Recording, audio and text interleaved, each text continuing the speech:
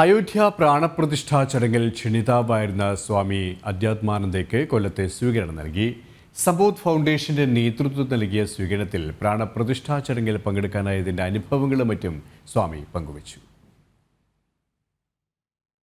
അയോധ്യ ശ്രീരാമക്ഷേത്രത്തിൽ ബാലകരാമൻ പ്രതിഷ്ഠിതനായപ്പോൾ ആ ചടങ്ങിന് സാക്ഷ്യം വഹിക്കാൻ ഭാഗ്യം ലഭിച്ച സ്വാമി ആധ്യാത്മാനന്ദ സരസ്വതിക്ക് കൊല്ലത്ത് വലിയ സ്വീകരണമാണ് ഒരുക്കിയത്. സബോധ് ഫൗണ്ടേഷൻ പ്രതിനിധികൾ സ്വാമിയെ പൊന്നാടി അണിയിച്ചു.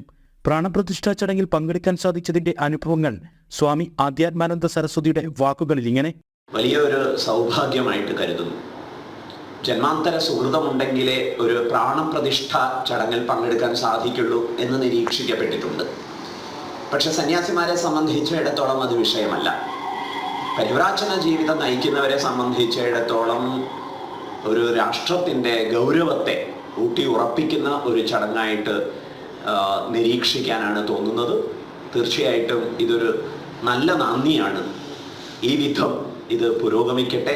ഭാരതത്തിന്റെ വിവിധ ഭാഗങ്ങളിൽ നിന്നുള്ള സന്യാസി ശ്രേഷ്ഠന്മാരുടെ ഒത്തുചേരലിന് കൂടി അയോധ്യ സാക്ഷ്യം വഹിച്ചതിനെക്കുറിച്ചും സ്വാമി പറയുന്നു.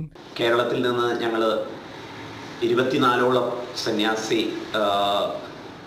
മാരാണ് ഈ ചടങ്ങിൽ പങ്കെടുത്തത്. ഇവരുടെയൊക്കെ ഒരു സമാഗമവും കൂടി അവിടെ വളരെ ഹൃദ്യമായ അനുഭവമായി.